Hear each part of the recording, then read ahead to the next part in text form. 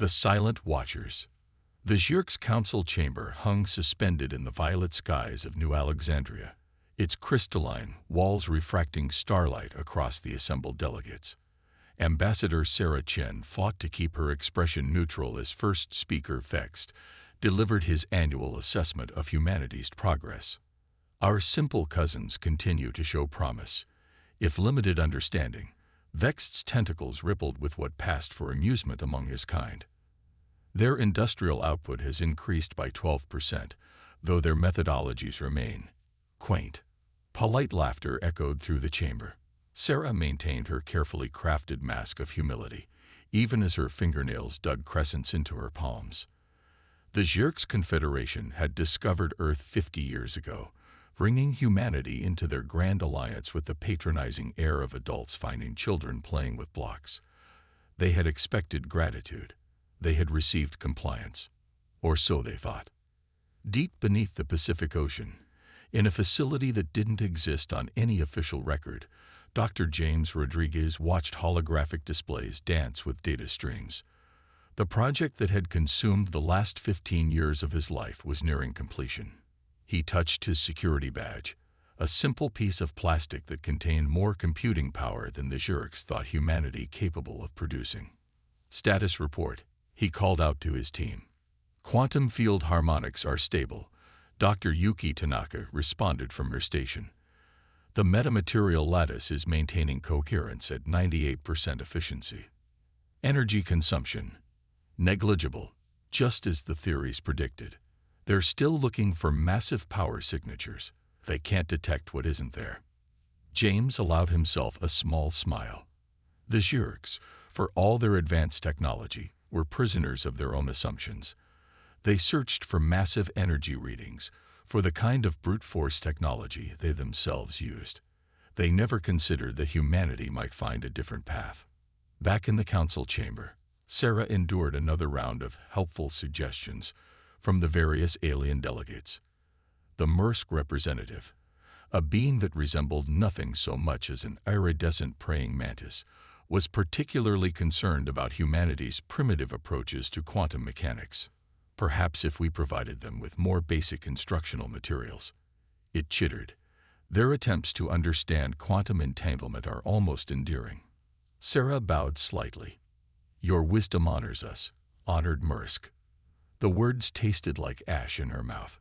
Humanity had cracked quantum entanglement communication 5 years ago. The entire planet was connected by an undetectable network that the Confederation couldn't even conceive of, let alone detect. In orbit above Mars, hidden within the chaos of the asteroid belt, Captain Maya Patel surveyed her command. The RSS Nightshade wasn't just humanity's first true stealth ship. It was a revolution in physical science given form. No engines glowed along its hull. No energy signatures betrayed its presence. The ship simply existed, bending light and radiation around itself like water flowing around a stone. Neural interface check, she ordered. Her crew, hand-picked from every nation on Earth, responded with practiced efficiency. The ship's systems were integrated directly into their consciousness through quantum neural links, another technology that the Confederation believed was centuries beyond humanity's grasp. All systems nominal, Captain, her XO, Lieutenant David Chen reported. The cloak is maintaining stability at all ranges. We're invisible to everything they've got. Maya nodded, satisfaction warming her chest. The Nightshade represented humanity's greatest achievement and their greatest gamble, if they were discovered too soon, before the rest of the fleet was ready. But they wouldn't be. The Zhirks and their allies were too convinced of their own superiority to look closely at the simple cousins they'd taken under their wing. In his underwater lab, James received the final confirmation he'd been waiting for. The prototype had worked. The Nightshade systems were functioning perfectly. He opened a secure channel to the Joint Chiefs. Project Phantom is operational, he reported simply. We can proceed with Phase 2. Across Earth, hidden preparations accelerated. More ships were under construction in secret facilities scattered across the planet. Each vessel incorporated improvements and refinements based on the Nightshade's performance data. The Confederation's patronizing oversight had become humanity's greatest advantage. They never bothered to look too closely at what their primitive charges were doing. Sarah Chen's daily report to her alien overlords contained exactly what they expected: details of minor industrial improvements, careful questions about basic technologies, and appropriately humble requests for guidance. Nothing about the quantum revolution happening under their noses. Nothing about the fleet growing in secret. Nothing about humanity's true capabilities. The Zhirks were right about one thing. Humans were different from the other species in the Confederation, but they had fundamentally misunderstood the nature of that difference. Where they saw primitive simplicity, they should have recognized adaptation. Where they saw crude technology, they should have seen innovation. Where they saw children playing at science, they should have seen a predator practicing patience. As her transport descended from the council chamber, Sarah allowed herself a brief moment of anticipation. Soon, very soon, the Confederation would learn just how different humans truly were. And by then, it would be far too late. In the depths of space, the Nightshade continued its silent trials, a ghost ship testing the bounds of what was possible. Its crew worked with quiet determination, knowing they carried humanity's future in their hands. The ship's cloak wasn't just a technological achievement. It was a symbol of humanity's response to subjugation. They hadn't raged against their chains. They hadn't fought feudal battles. They had watched, learned, and evolved. The Confederation thought they were shepherding humanity's development. In truth, they had simply given humanity the stars as a classroom, and humans had always been very good students. The time for learning was almost over. Soon, it would be time to teach. Project Phantom. The Zhirks delegation never noticed anything unusual about the mining facility on Luna's dark side. Their sensors showed exactly what they expected: primitive human machinery noisily extracting helium-3, inefficient processes wasting energy in ways that made their technical advisors click their mandibles in disapproval. What their sensors couldn't detect was the quantum-shielded facility 2 kilometers beneath the surface, where the true heart of Project Phantom pulsed with possibility. Dr. Elena Volkov stood before a massive holographic display, her weathered hands moving through the light with practiced precision.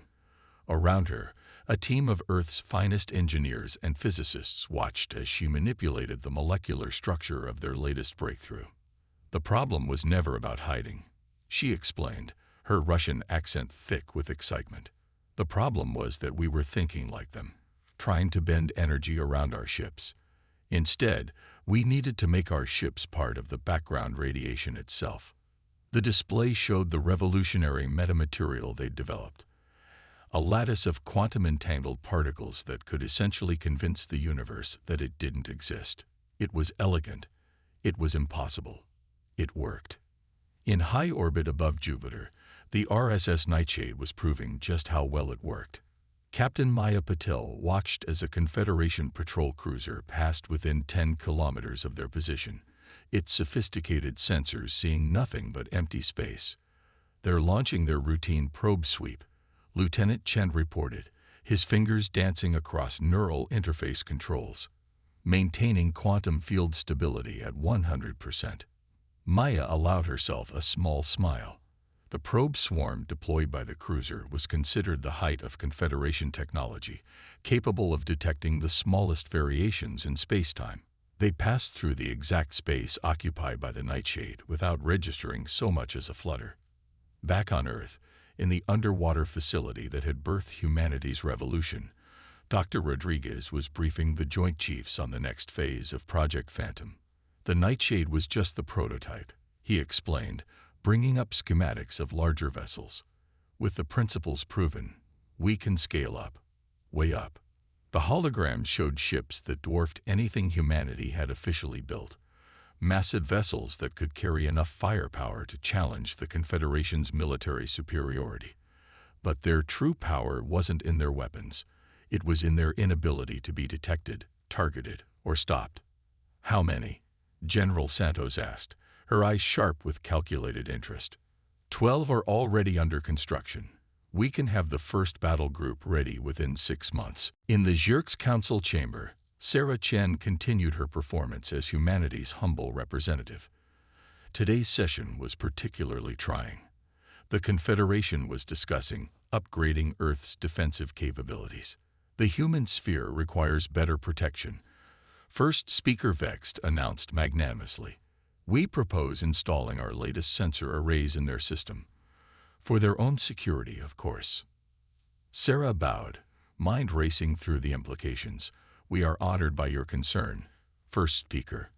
However, such advanced technology might be overwhelming for our systems." The chamber filled with that familiar patronizing laughter. Let them laugh, Sarah thought. Let them believe that humanity feared complexity rather than detection. Deep in the quantum-shielded networks that connected Earth's hidden facilities, Project Phantom's true scope became clear. The stealth ships were only part of the plan. Humanity had spent 50 years absorbing every scrap of knowledge the Confederation had carelessly displayed, combining it with human innovation in ways their mentors had never imagined. Dr. Tanaka's team had cracked the principles behind Confederation faster than light travel, then improved upon them by an order of magnitude.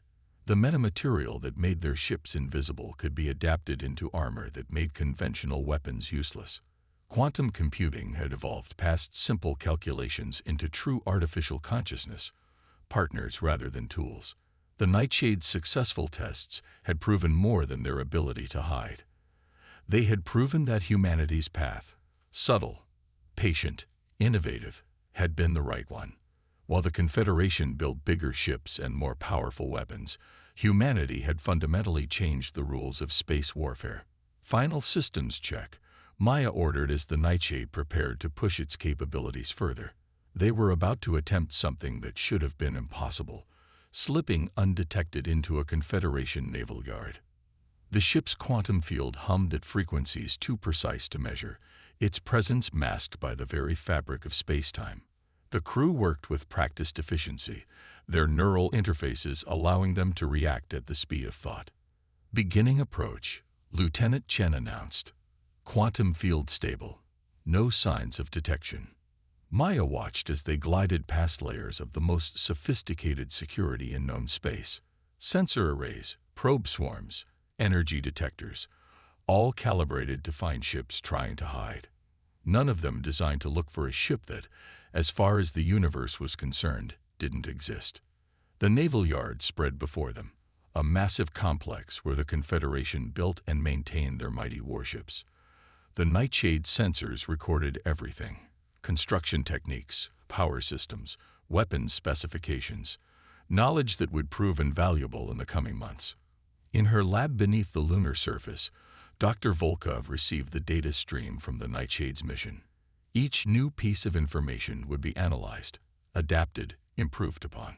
The Confederation had given humanity the basics of spacefaring technology. Humanity had taken those basics and evolved them into something entirely new. Project Phantom wasn't just about building better ships.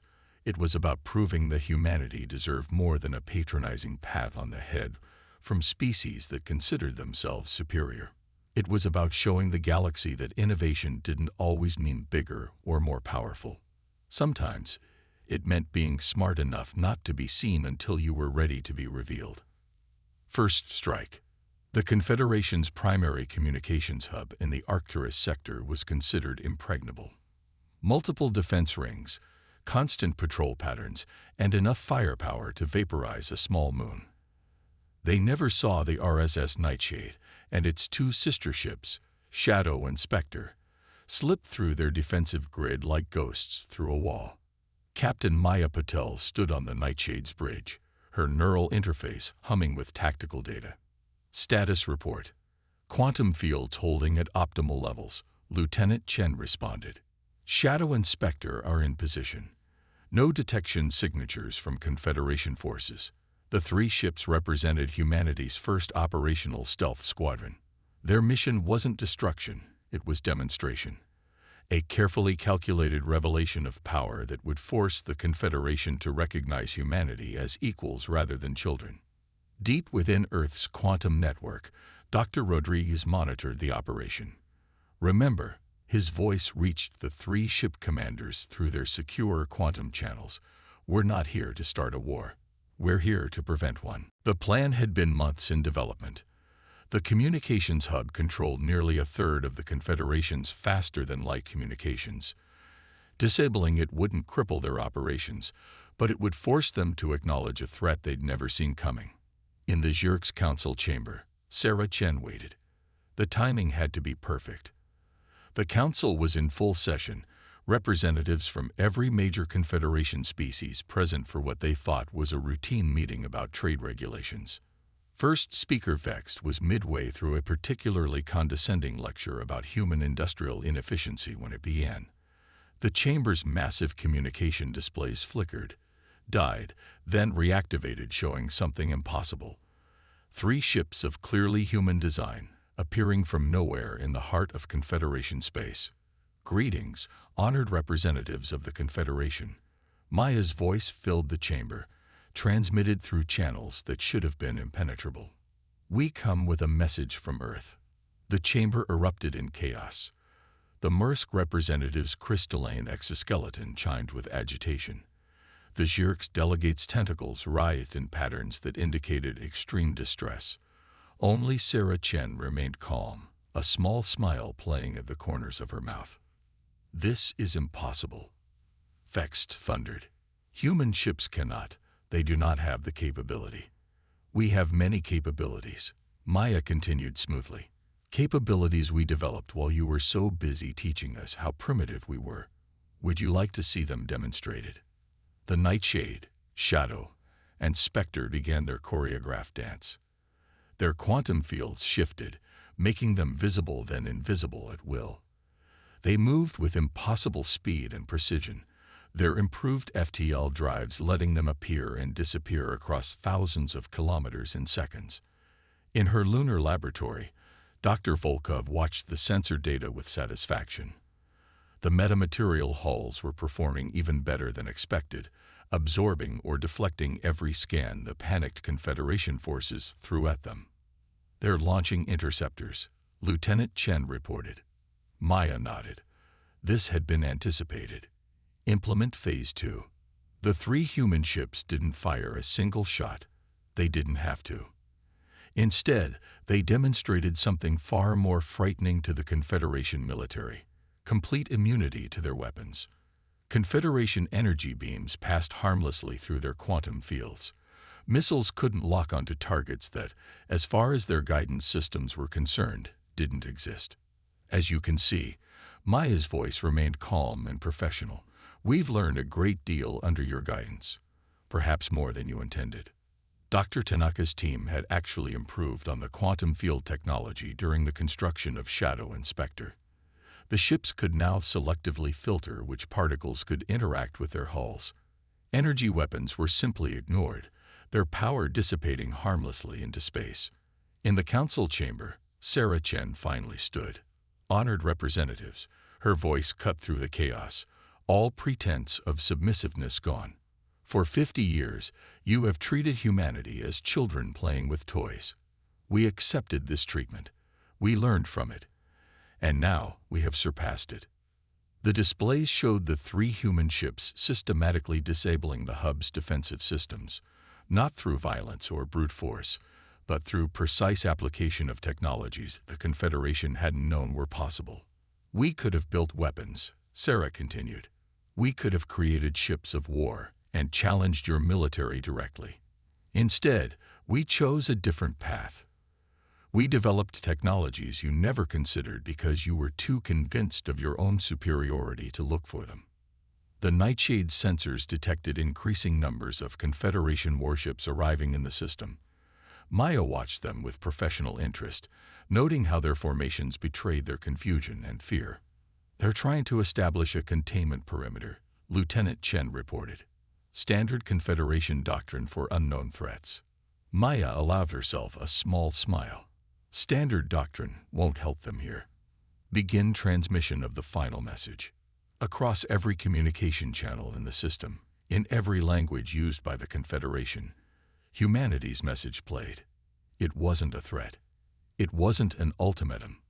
It was an invitation, an offer to begin real dialogue between equals. "We don't seek war," Sarah's voice echoed through the council chamber. "We seek recognition. Recognition that humanity has earned its place among the stars. Recognition that different approaches to technology and development are not inherently inferior.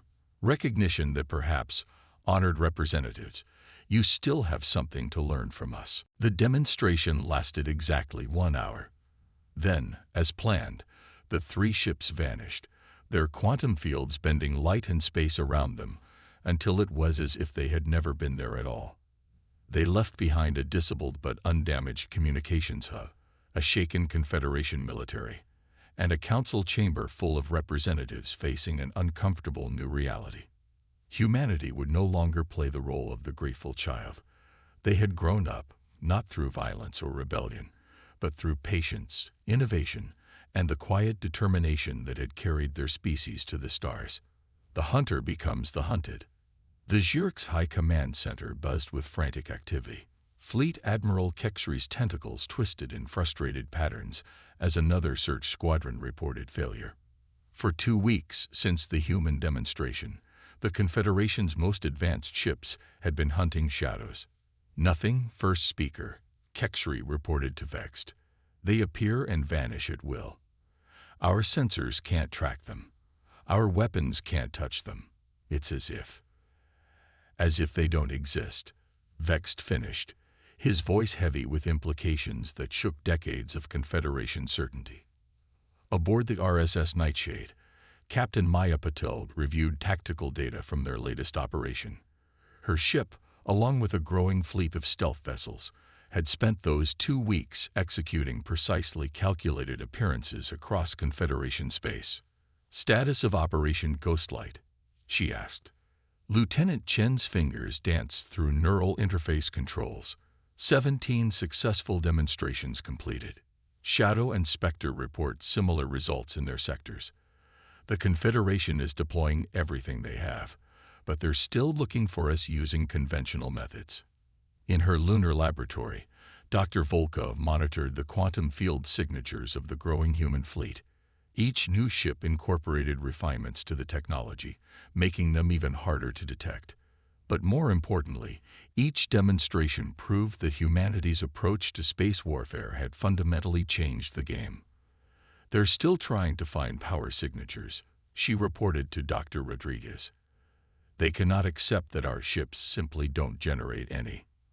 The underwater facility that had birthed Project Phantom had become humanity's primary strategic command center.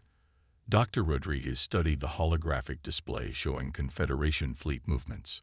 Their response was exactly as predicted: massive shows of force, increased patrols, and fruitless searches for technology they couldn't understand. "They're preparing to implement their contingency plan." Sarah Chen's voice came through the quantum network from the council chamber.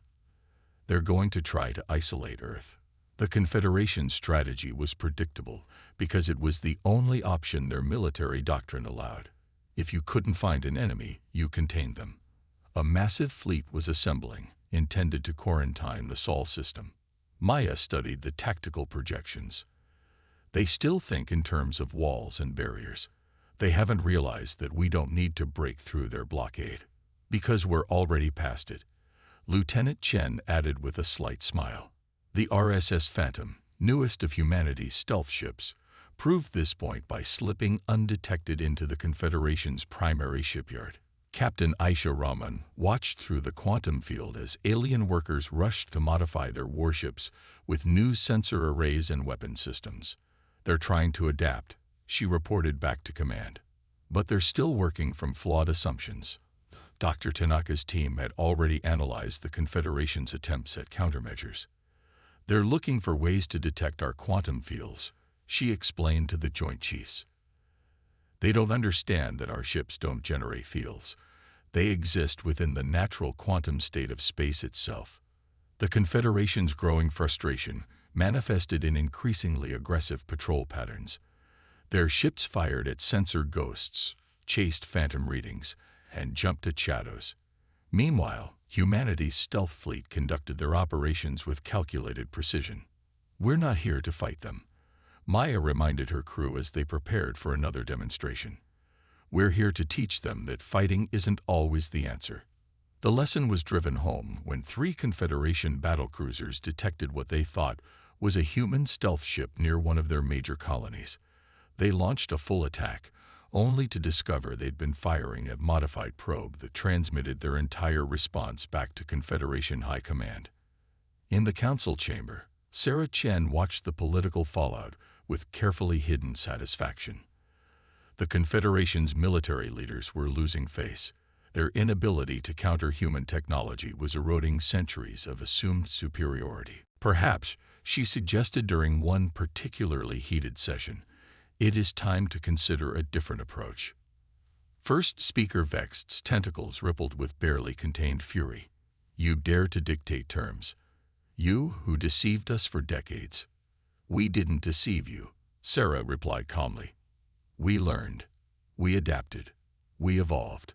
You simply never bothered to notice because you were too convinced of our limitations." The quantum network hummed with reports from human stealth ships scattered throughout Confederation space. They weren't attacking military targets or disrupting civilian operations. Instead, they were gathering intelligence, mapping response patterns, and demonstrating just how completely they could operate within the heart of Confederation territory. Captain Raman's voice came through the secure channel. "The Phantom has completed its survey of their shipyard modifications. They're desperate. Some of these adaptations are dangerously unstable." Maya reviewed the data with concern. The Confederation's attempts to develop countermeasures were becoming increasingly reckless. Their fear of an enemy they couldn't fight was pushing them toward potentially catastrophic decisions. "It's time for the next phase," Dr. Rodriguez announced during an emergency command meeting. "They need to understand that we could have chosen violence. We could have used our technology to cripple their military or destroy their infrastructure. Instead, we chose to show them a better way." The RSS Nightshade prepared for its most daring demonstration yet. They would penetrate the Confederation's most secure facility, not to attack it, but to leave something behind. Something that would prove once, and for all that humanity's path was not one of conquest or destruction. "Ready quantum fields," Maya ordered. "Let's show them what humanity can really do." Breaking chains. The Confederation's most secure research facility orbited a neutron star, its location classified at the highest levels. When the RSS Nightshade appeared in the heart of the facility, every alarm system screamed to life. But by then, Captain Maya Patel and her crew had already completed their mission. "Package delivered," Lieutenant Chen confirmed. "Quantum signature stable." Maya nodded, allowing herself a moment of satisfaction. "Send the activation signal." Throughout the facility, holographic displays flickered to life, not with threats or demands, but with gift. Complete technical specifications for humanity's quantum field technology. In the council chamber, First Speaker Vext watched in stunned silence as the data streamed across his personal console. Sarah Chen stood before the assembly, her voice clear and unwavering. "We could have kept this technology to ourselves," she announced. "We could have used it to establish dominance, as you have done with your own advanced technologies. Instead, we offer it freely, with one condition." Dr. Rodriguez monitored the transmission from Earth's command center. The quantum network hummed with data as human stealth ships across Confederation space revealed themselves simultaneously, not as warships or invaders, but as proof of what humanity had achieved. "The condition is simple," Sarah continued. "Recognition, not just of our technological achievements, but of our right to determine our own path forward. Recognition that different approaches to advancement are not inherently inferior." In her lunar laboratory, Dr. Volkov watched as Confederation scientists began analyzing the gifted data. Their initial skepticism quickly gave way to amazement as they understood the elegance of humanity's solution. "They're starting to understand," she reported. "It's not just about the technology. It's about how we think differently." The RSS Phantom, still hidden in the Confederation shipyards, transmitted images of alien engineers already beginning to adapt their designs based on the shared knowledge. Captain Raman's voice carried a note of pride as she reported their reactions. "They're not trying to weaponize it," she observed. "They're seeing the possibilities for exploration, for advancement without conflict." Throughout Confederation space, humanity's stealth fleet continued their carefully choreographed revelation. Each ship emerged from their quantum fields in precise locations, forming a complex pattern visible only when viewed at a galactic scale. "It's a message," Lieutenant Chen explained to his captain, "written in the stars themselves." Maya studied the pattern. Across thousands of light years, human ships positioned themselves to spell out a single word in the ancient human language of Latin: Concordia, harmony. In the council chamber, the mood had shifted from fear and anger to something new, respect tinged with humility. Sarah Chen presented the formal proposal for humanity's new status within the Confederation. "We don't seek to dominate," she explained. "We seek to collaborate. Our different perspectives, combined with your established knowledge, could take us all further than we could go alone." First Speaker Vext's tentacles moved in a pattern Sarah had never seen before, uncertainty mixed with dawning understanding. "You could have struck at us at any time," he realized. "Your ships could have disabled our defenses, disrupted our communications. We could have," Sarah agreed. "But that would have only proved that we could be as destructive as anyone else. We chose to prove something more important." Dr. Tanaka's team was already receiving requests for scientific collaboration from Confederation research institutions. The quantum network buzzed with proposals for joint projects, shared discoveries, and combined expeditions. "They're starting to see it," Dr. Rodriguez observed. "The real power of our achievement wasn't in hiding ships. It was in showing there's always another way." The RSS Nightshade, its mission complete, prepared to return home. Maya stood on her bridge, watching as Confederation ships approached, not in battle formation, but in the traditional pattern of diplomatic escort.